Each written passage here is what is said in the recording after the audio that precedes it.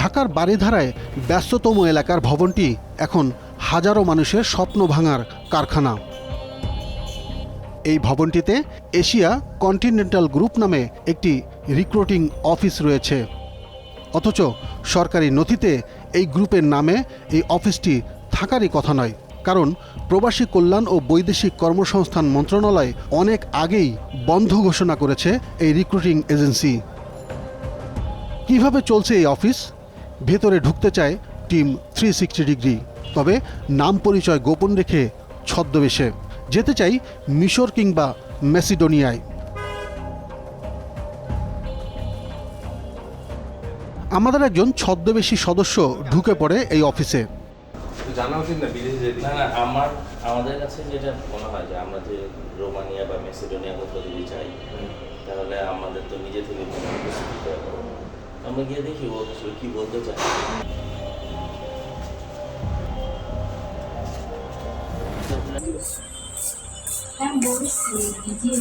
আমরা একটু কথা বলবো বিদেশে যাওয়ার জন্য।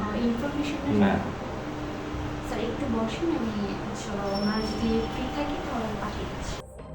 রিসেপশন থেকে আমাদের বসতে বলা হলো ওয়েটিং রুমে।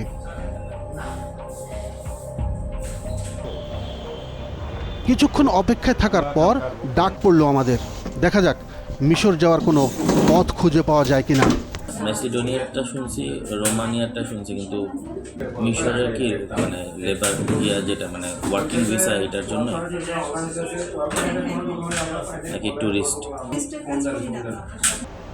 সরকারি নথিতে বন্ধ থাকা এই রিক্রুটিং এজেন্সি বলছে খুব সহজেই ম্যাসিডোনিয়া আর মিশরে পাঠাতে পারবে, তবে একটা শর্ত জুড়ে দিল তারা। ভর্তি হতে হবে তাদেরই দেখানো এক ট্রেনিং সেন্টারে।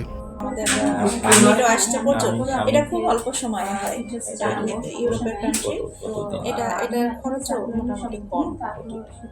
এটা আপনি হচ্ছে বেলারুশে 8 যেতে পারবেন। 8 লাখ প্রথমে জমা দিতে হবে কত? 1 লাখ। আমরা যাব সেই ট্রেনিং সেন্টারে। ট্রেনিং ছাড়াই সার্টিফিকেট পাওয়া যায় কিনা সেটিও প্রস্তাব থাকবে আমাদের।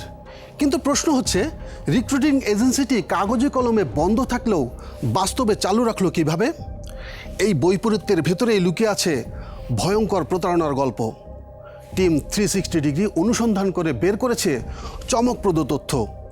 লাখো বেকার যুবককে বিদেশে পাঠানোর স্বপ্ন দেখিয়ে কিভাবে প্রতারণা করছে একটি রিক্রুটিং এজেন্সি। আমাদের কাছে এসেছে বেশ কয়েকটি অভিযোগ, যাদের ইউরোপে পাঠানোর কথা বলে নিঃস্ব করে দিয়েছে।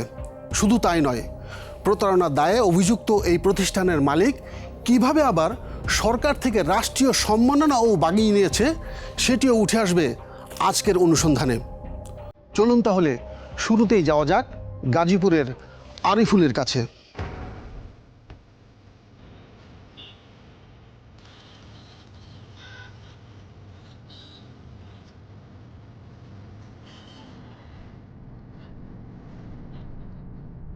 গাজীপুরের কাপাসিয়ায় টিম 360 ডিগ্রি।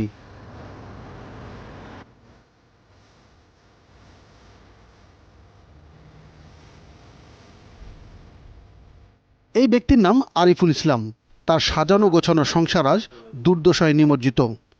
আমি 7.5 লক্ষ টাকা দিছি, 1 টাকাও সে ফেরত দেয় নাই।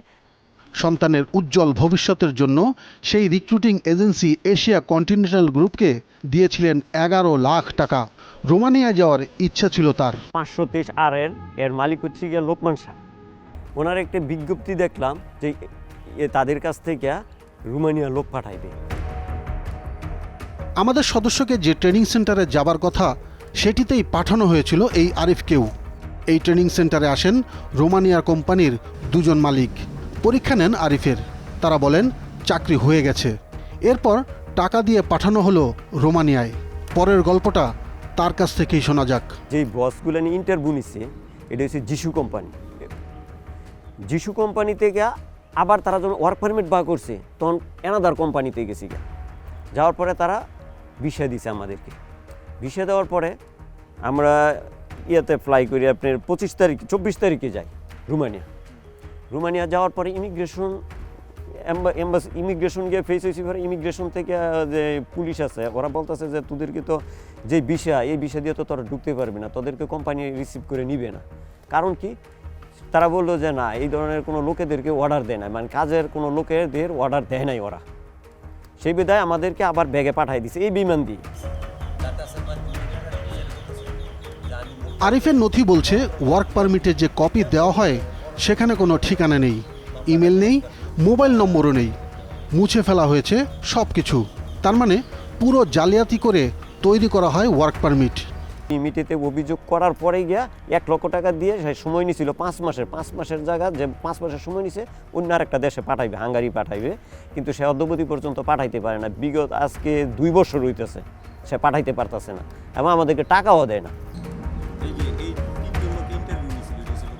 আরিফের মতো প্রতারণার শিকার হন আরও 13 জন। আরিফুলের মতো আরেকজন ভুক্তভোগী রয়েছে যার নাম হচ্ছে মোশারফ, তার সাথে কথা বলতে যাব। তার কাছে জানতে চাইবো তিনি কত টাকা দিয়েছেন এবং কিভাবে প্রতারণার শিকার হয়েছেন।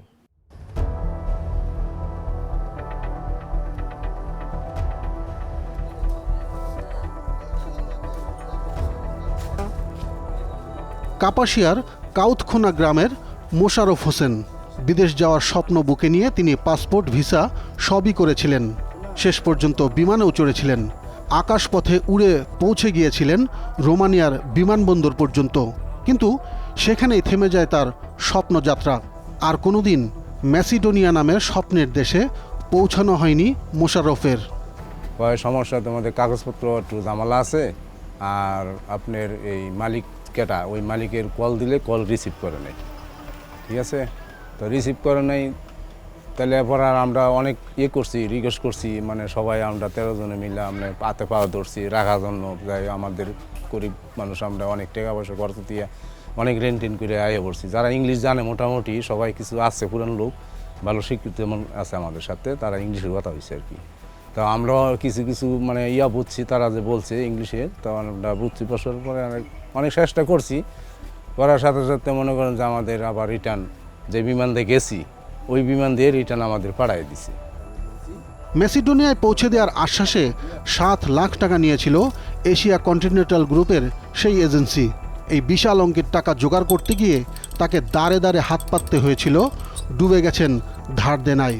মানুষ অনেক টাকা পাইব। এই ওনার কাছে 1 পাই জমি বিক্রি হয়েছে, এই যে এই লোকটা ফারুক, উনি রেখে দিছে আমার জমি, সবাই জানে। এই জন্য পাশে জমি 1 লক্ষ 1 পাই জমি, মানে 1 বিঘা জমি বিক্রি করা হয়েছে। করার পরে মানুষের রেন্ট দেওয়া হয়েছে, সব টাকা কিন্তু মানুষের রেন্ট দিয়ে কিন্তু আমি চলে গেছিলাম, কিন্তু মানে অনেক রিকোয়েস্ট করার পরে আর আমার টাকা পয়সা এখনও দেয়নি। আজ সেই ঋণের বোঝায় ক্লান্ত এক মানুষ মোশাররফ।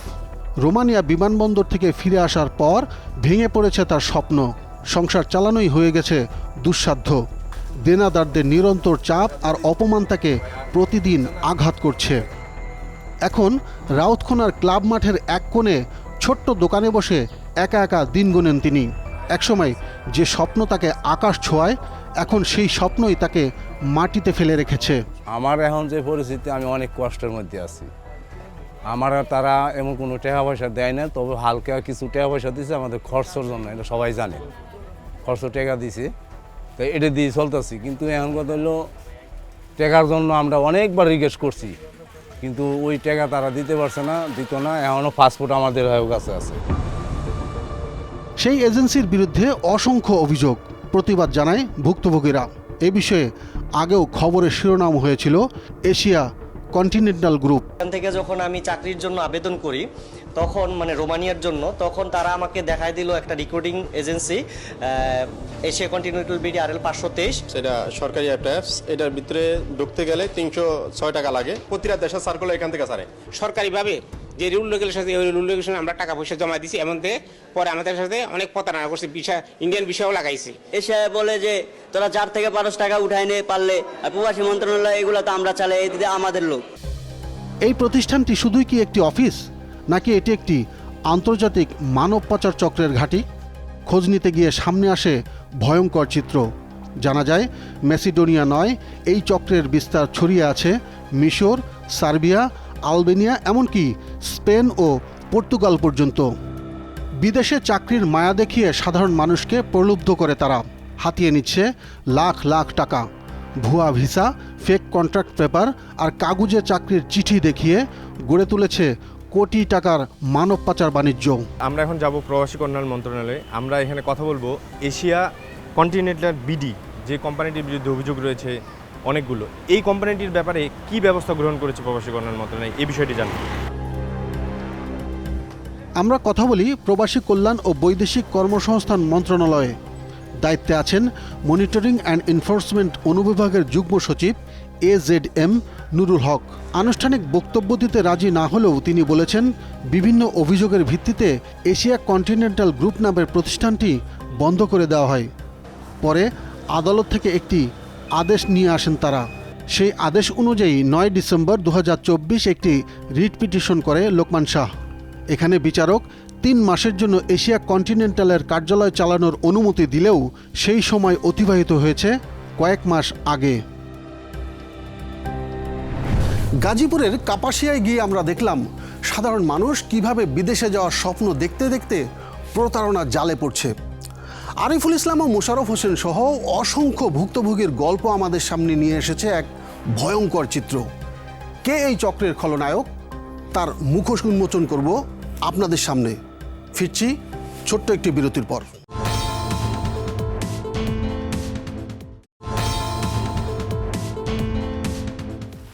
এবার আমরা সেই ট্রেনিং সেন্টারে যাব যেখানে আমাদের যেতে বলা হয়েছিল। আসলে এই ট্রেনিং সেন্টার আর ওই রিক্রুটিং এজেন্সির মালিক একজনই, নাম লোকমান শাহ। চলুন দেরি না করে ট্রেনিং সেন্টারে গিয়ে ট্রেনিং ছাড়াই একটি সার্টিফিকেট নিয়ে আসি।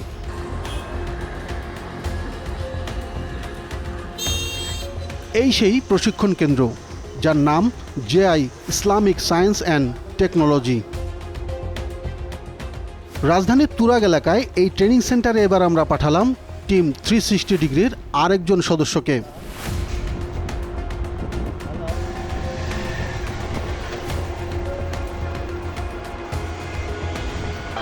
বিদেশে যাওয়ার জন্য ট্রেনিংয়ের ব্যাপারে আসছিলাম স্যার। জি জি জি, কথা বলতে একটা কাজের সার্টিফিকেট লাগে। ও আপনি সেই কাজের উপর পারদর্শী আছেন কি? আমি কিছু কিছু জানি আর কি। বসুন। এখন জানলে তো এটা সার্টিফিকেট নেই। প্রথমেই দেখা হলো এই ব্যক্তির সঙ্গে। কথাবার্তা সংক্ষিপ্ত কিন্তু স্পষ্ট। ওখানে অফিসে রুম আছে, বসে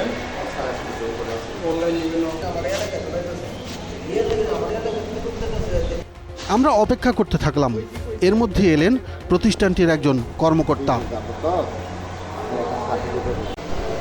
কত লাগবে? আমার একটা সার্টিফিকেট জমা দিলে হবে। কোনটা দিলে ভালো হবে?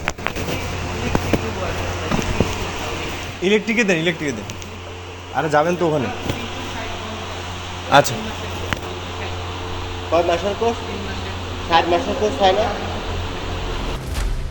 টাকার বিনিময়ে ক্লাস করা ছাড়াই সনদ দিতে রাজি হয়ে গেলেন তিনি। শুরু হলো বিদেশ যাবার প্রশিক্ষণ সনদ পাওয়ার প্রক্রিয়া।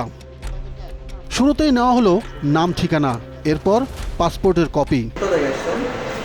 আমার বাড়ি হচ্ছে বাগাল দিতে। Phone number 018-300-300-781। সব কিছু নিয়ে উপরে চলে গেলেন এখানকার কর্মকর্তা। কিছুক্ষণ পর আবার এলেন। এবার নিলেন পাসপোর্টের কপি। ঢুকলেন সনদ বানানোর রুমে। গোপন ক্যামেরায় দেখা যায় কম্পিউটারের পর্দায় কপি স্ক্যান করা হচ্ছে, কিছুটা টাইপিং, আর তারপর সার্টিফিকেট প্রিন্ট। ঘণ্টাখানেক অপেক্ষার পর আমাদের হাতে তুলে দেওয়া হলো 360 ঘন্টার ট্রেনিং সম্পন্ন সনদ। কাজ জানুক আর না জানুক, আমাদের এই সদস্য এখন দক্ষ ইলেকট্রিশিয়ান। এক হাতে সনদ, আরেক হাতে টাকা নিলেন প্রিন্সিপাল। এই সনদ দিয়েই চলে যাওয়া যাবে ইউরোপের যে কোনো দেশে। কোনো প্রশিক্ষণ নেই, শুধু টাকা দিয়েই প্রস্তুত। 5000 টাকা দিলে মিলবে অনলাইনেও। এই ট্রেনিং সার্টিফিকেট যা হাতে হাতে আসে, যা দেখিয়ে হাজারো শ্রমিক বিদেশে যায়, কোনো প্রশিক্ষণ বা বাস্তব অভিজ্ঞতা ছাড়াই।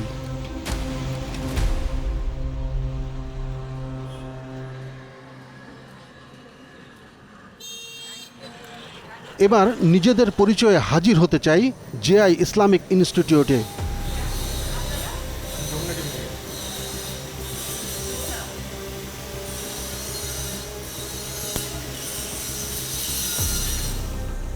ভেতরে ঢুকেই পাওয়া গেল অধ্যক্ষ শাহাদাতকে, যিনি নিজেই স্বাক্ষর করে আমাদের হাতে 1 ঘন্টার মধ্যে দক্ষ ইলেকট্রিশিয়ানের সার্টিফিকেট তুলে দিয়েছেন। এই সার্টিফিকেট দিয়েছেন আপনি? হ্যাঁ, এটা এরকম একটা সার্টিফিকেট। এটা সাইন করছিলেন? এটা হচ্ছে আপনার আমাদের এখানকার ম্যানেজারের একটা সাইন। প্রশিক্ষণ ছাড়াই সার্টিফিকেট দিলেন কিভাবে? এমন প্রশ্ন তুলতেই শুকিয়ে গেল অধ্যক্ষের চোখ মুখ। দায় দিলেন যিনি সার্টিফিকেট নিয়েছেন তার উপরই। এগুলোর কারণে বিশ্বে বাংলাদেশের ভাবমূর্তি ক্ষুণ্ণ হচ্ছে। কারণ অবশ্যই হচ্ছে। আমি ওনাকে এই বিষয়ে জিজ্ঞেস করছি যে আপনি যদি এটা সার্টিফিকেট বানায় যারা যাচ্ছে, প্রতিষ্ঠানে বদনাম হবে। সিগনেচারটা কি আপনার? আমার না, এটা হচ্ছে আরেকজনের। আপনি এটা প্রিন্ট আউট করে দিয়েছেন। জি। যেহেতু প্রিন্ট আউট করে দিয়েছেন, এই জিনিসটা তো আপনি করতে পারেন না। না, করতে পারেন না। এটা প্রতারণা। জি। এক। সার্টিফিকেট আমাদের না। আপনি কি সার্টিফিকেট দিতে না, পারেন? যে কাউকে দিতে পারি না আমি, কিন্তু উনি অনেক রিকোয়েস্ট করছে আমারে। উনি রিকোয়েস্ট করলেও কি আপনি পারবেন দিতে? ওইটা দেওয়াটা ভুল হয়েছে, আবার ঠিক আছে আমি আপনি কি জানেন যে আপনাদের এই ট্রেনিং সেন্টার, আপনাদের যে রিক্রুটিং এজেন্সি, এগুলো সরকার থেকে বন্ধ করতে বলা হয়েছে? সেটা আমি জানি না। এবার তার কাছে জানতে চাইলাম, যিনি সার্টিফিকেট নিয়েছেন তিনি কি আসলে ইলেকট্রিক কাজ জানেন? আমি এখানে একদিনও ট্রেনিং করিনি, এবং যে সার্টিফিকেট আমাকে দিয়েছে আমি বলার পরে ওরা টাকার বিনিময়ে আমাকে দিয়ে দিয়েছে। আপনি এখানে কোনো কাজ জানেন? আমি ইলেকট্রিকের কোনো কাজে জানি না, আমি কোনো কাজে জানি না। আমি টাকা চাইছি, টাকা দিয়েছি, সার্টিফিকেট দিয়ে দিচ্ছি। একদিনে 3 মাসের সার্টিফিকেট পেয়েছি এবং আমি A+ নাম্বার নিয়ে পাশ করেছি। চমক এখানেই শেষ নয়।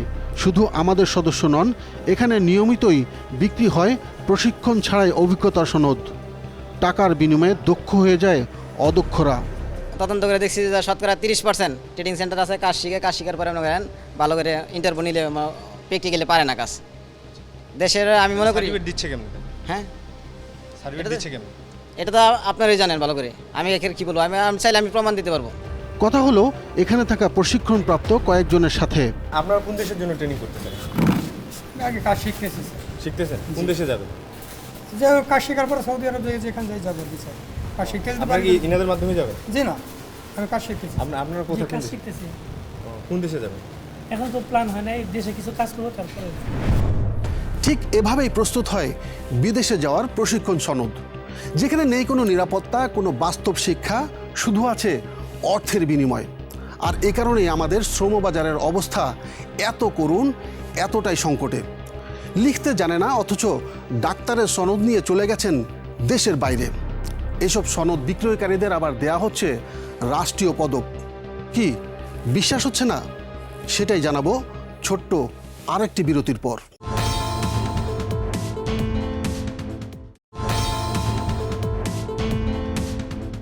এই গল্পের আসল মুখ লোকমান শাহ। নিজেকে তিনি পরিচয় দেন ম্যাসিডোনিয়ার কনসাল জেনারেল। এই পরিচয়ের আড়ালে বছরের পর বছর ধরে চালাচ্ছেন প্রতারণা, পাচার ও প্রতিশ্রুতির মিথ্যে গল্প। একাধিক অভিযোগ থাকলেও এখনও তার বিরুদ্ধে কার্যকর কোনো ব্যবস্থা নেওয়া হয়নি, বরং তিনি এখন ডিপ্লোম্যাটিক ইমিউনিটির আড়ালে লবিং করছেন বিভিন্ন প্রভাবশালীর সঙ্গে। চলুন লোকমান শাহর সঙ্গে একটু পরিচিত হওয়া যাক। লোকমান শাহ, গ্রামের বাড়ি কুমিল্লা। এশিয়া কন্টিনেন্টাল গ্রুপ বাংলাদেশের প্রতিষ্ঠাতা ও প্রধান নির্বাহী কর্মকর্তা। 1992 সালে বাংলাদেশে হিউম্যান রিসোর্স প্রতিষ্ঠান হিসেবে চালু করলেও তার মূল উদ্দেশ্য ছিল মানব পাচার ও প্রতারণা। নিজেকে পরিচয় দেন ম্যাসিডোনিয়ার কনসাল জেনারেল হিসেবে। এই পরিচয়ের আড়ালে বছরের পর বছর ধরে চালিয়ে যাচ্ছেন প্রতারণা, মানব পাচার ও ভুয়া প্রতিশ্রুতির ব্যবসা। আমাদের হাতে এসেছে বাংলাদেশের দিল্লি হাইকমিশনের পাঠানো একটি চিঠি। সেখানে উল্লেখ করা হয় লোকমান শাহকে ম্যাসিডোনিয়ার কনসাল জেনারেল করার সুপারিশ করা হয়েছে। এমনকি পররাষ্ট্র মন্ত্রণালয়ের 2024 সালের 29 জুলাইয়ের এক চিঠিতে বলা হয়েছে মিস্টার লোকমান শাহকে ম্যাসিডোনিয়া সরকার অনারারি কনসাল জেনারেল করার প্রস্তাব দিয়েছে এবং সে প্রস্তাবে বাংলাদেশ সরকারের সম্মতিও রয়েছে। আমাদের পরবর্তী গন্তব্য পররাষ্ট্র মন্ত্রণালয়।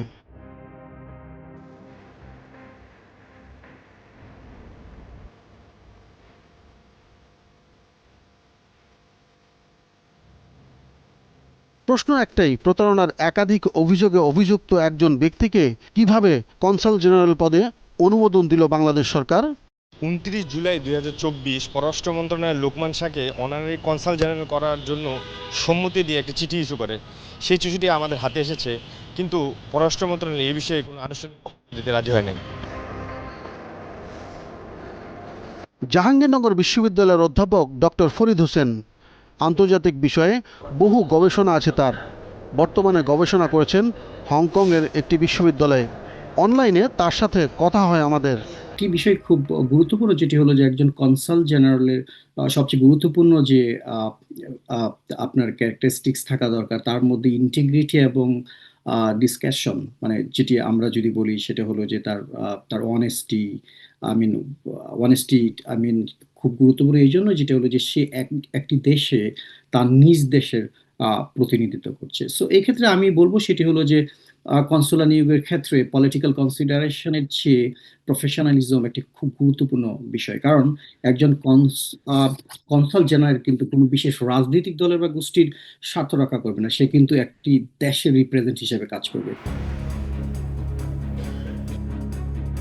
আমরা পররাষ্ট্র মন্ত্রণালয়ের ওয়েবসাইটটিতে প্রবেশ করি, যেখানে কনসাল জেনারেলদের তালিকা দেওয়া আছে। সেই তালিকাটিও বন্ধ রয়েছে। এটি কি ভিন্ন কোনো বিষয় ইঙ্গিত করে কিনা?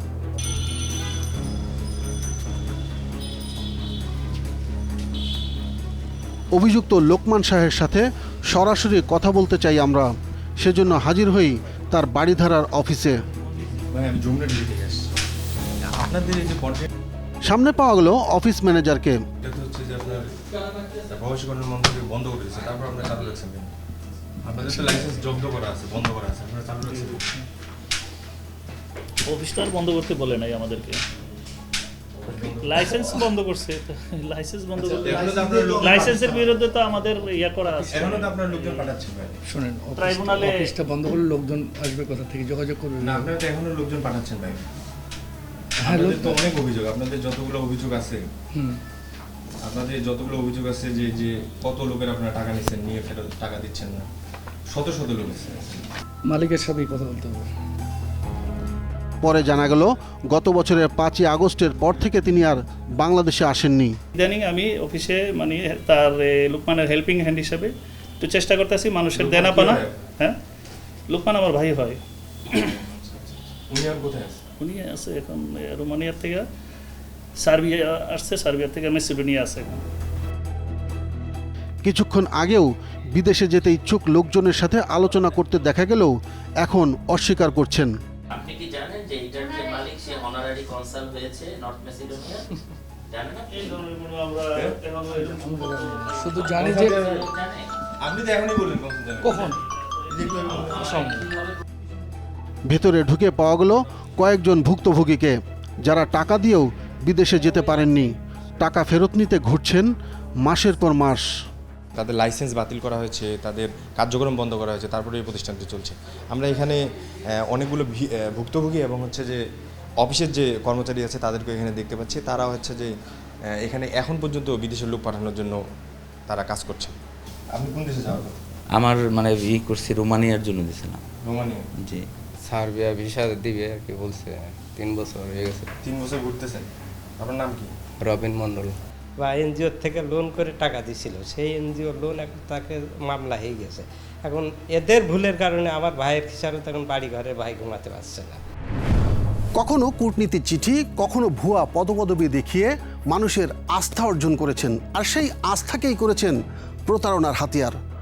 অসংখ্য মানুষ মামলা করেছেন, কিন্তু সুরাহা মেলেনি কারো।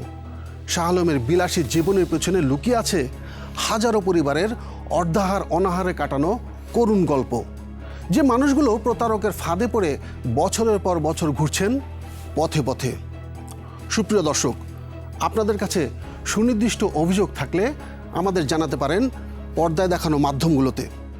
তবে কথা কিন্তু একটাই, ভালো থাকবেন, ভালো রাখবেন।